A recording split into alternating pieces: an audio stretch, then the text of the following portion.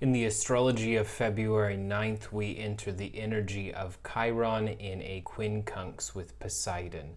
And Poseidon is a planet where we experience the process towards enlightenment, some say, journeying out of the shadow and into our true selves or an authentic place, and oftentimes a spirit journey. And Chiron, of course, is going to be this sacred wound, whether it's a wound that represents a moment in our lives, whether it represents sort of almost like a Greek fatal flaw, like some situation or some part of ourself that is almost inherently drawn towards a situation which is very unhealthy or difficult for us to experience, and kind of the cyclical patterns we go through with being wounded and then being healed. So with Chiron in a quincunx with Poseidon, we essentially reach a choice point.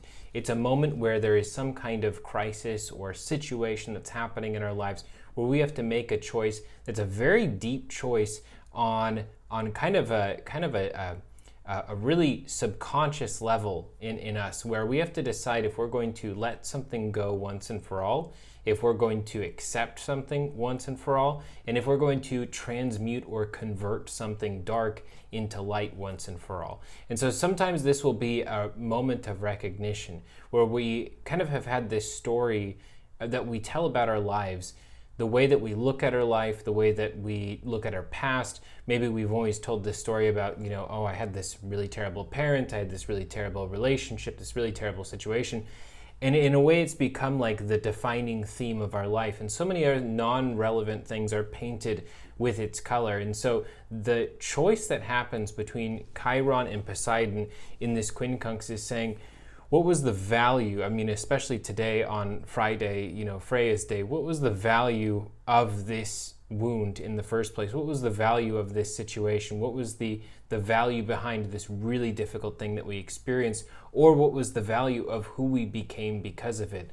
That doesn't necessarily mean that the situation in its physical self was valuable, but it means that our perception of it and the way that we react from it can be something that is incredibly powerful for us to grow and learn from. So in today's energy, I would say especially for Aries and Scorpio, pay very close attention to what situations happened in your life that you regret or you wish you had done things differently, and look at what is available now, what's available in the here and now, and in what way can you take what was an incredibly difficult part of your life, and what way can you transmute or convert this into something that has true value for you and other people. And so for any of you who do work where you maybe it's the creation of horoscopes, the creation of some kind of post or some kind of talk or speeches that you give, you'll know very well that there are a lot of things maybe that you've experienced that have been able to become like a lesson that you can help other people learn from